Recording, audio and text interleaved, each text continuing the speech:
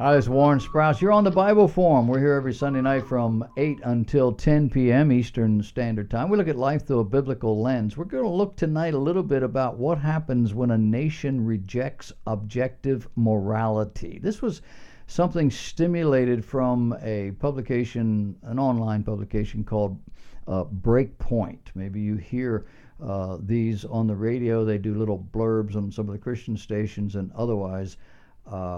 But they highlight Belgium as a case in point. Belgium is in a fight for survival. She's a small country. She's squeezed in between Germany and France.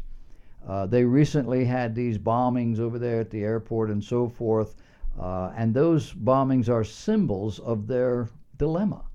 The security people of the world, military people of the world, will tell you that Belgium cannot protect herself. The law enforcement types say Belgium's security is a contradiction in terms. But lost in this conversation over Belgium's future is the fact that she has abandoned her Christian heritage. The illustration here is a nation that turned euthanasia into a fundamental right. How do you go from preserving life to turning euthanasia into a fundamental right? Well, you don't do that overnight. It takes a process.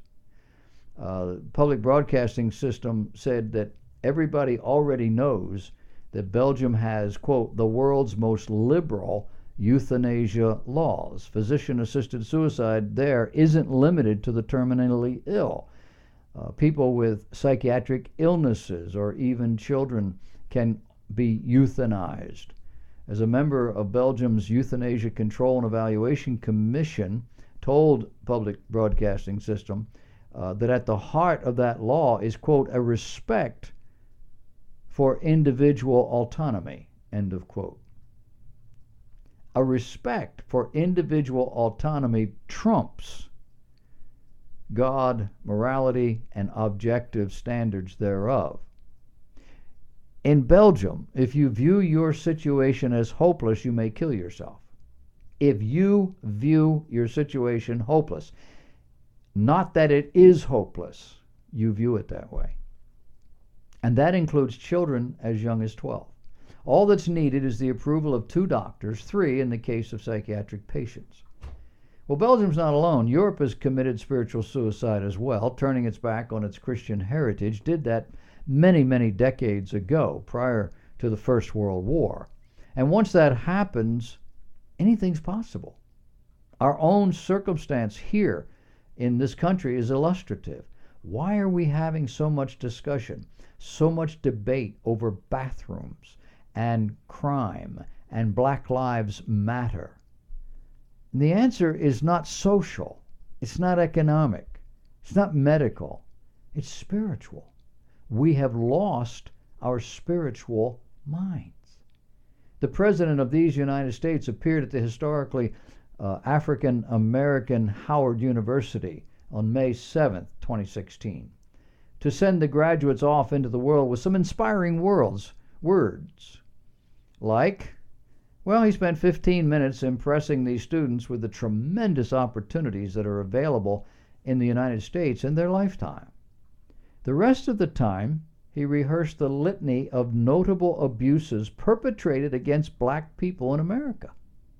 Yeah, there are more black attorneys, more black doctors, and so forth. Yeah, there are more black actors and singers and producers. But in America, success is about luck. You didn't know that, did you? If you get ahead, it's luck. Apparently, there's no crime problem in our major cities. There's only an unfair and unjust system working against young black men by imprisoning them because they're black, not because they're violent. What's unfair? That they are found guilty of theft, violence, drugs, murder? No. What's unfair is the amount of jail time they receive, which is apparently disproportionate to white folks. We can't just lock up, he said, a low-level dealer without asking why this boy, barely out of childhood, felt he had no other options. That from your president. He went on to claim that crime was a result of the system, not the actions of criminals. We have cousins, he said, and uncles and brothers and sisters who we remember were just as smart and just as talented as we, but somehow got ground down by structures that are unfair and unjust. He then went on to tell his audience about his own pet peeve: people who have been successful and don't realize that they've really only been lucky. The president raised his eyebrows when he insisted that he never intended to create a post-racial society with his presidency. He said, "My election did not create a post-racial society. I don't know who was pushing that notion. It wasn't me." So I ask myself, who is this man? This is the president who is working overtime to make sure as many people from other countries get into this country one way or another. And the law? We don't care about that. People who have not been vetted, people who we know are criminals, and then we send back, only to let them back in again until they gun down an innocent woman walking on a boardwalk with her father on an afternoon. Then we put them in jail. This is a president who wants convicted criminals to be let out of jail simply because he feels they've served long enough. This is all the product of sentencing guidelines. You remember that phrase?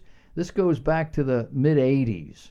We had a burgeoning crime problem, and it was largely blamed on the fact that judges were letting people go, or they were giving them soft terms, and they were getting in and out quick, and they were just coming right back again. So there was a commission appointed, and they came up with sentencing guidelines. It wasn't a Republican conservative thing. It was a broad-based commission. The judges, liberal judges, had a program that was characterized as catch and release. They wanted that to stop. Now, the reality is that every system created by man has flaws.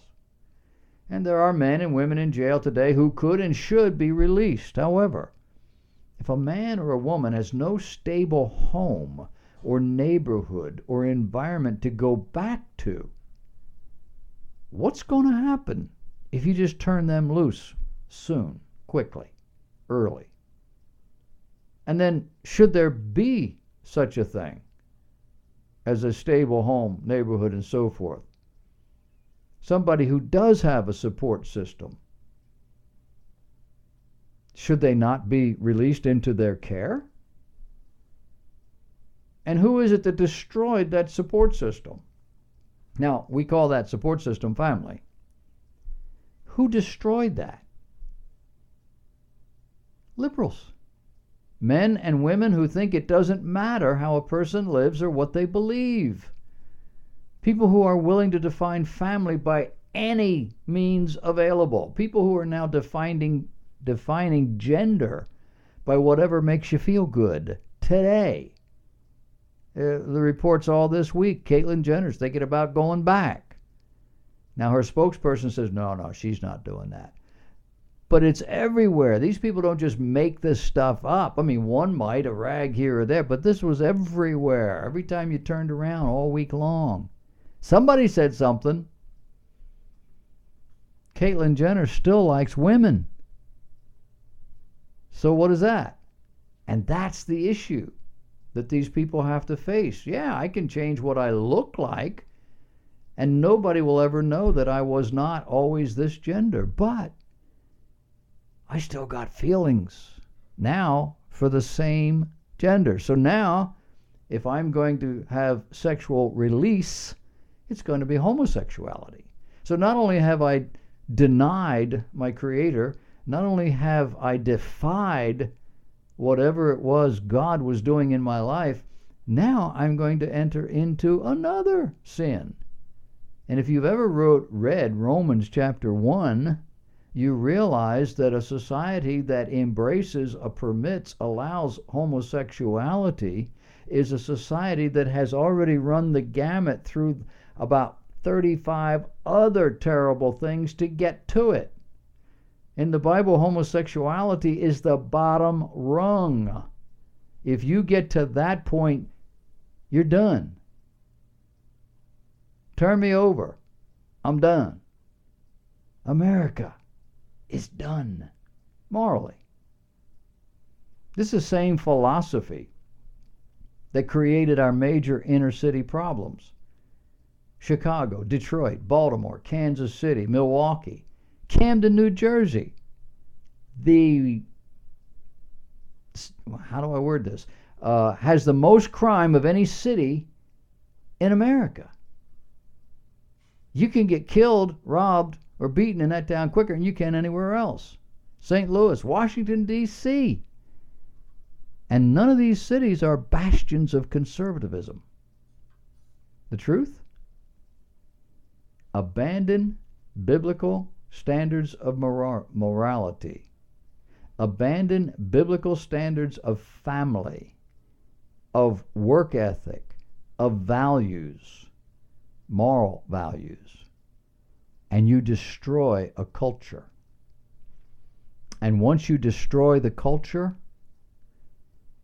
there is no incidents in history where that culture ever came back. What happens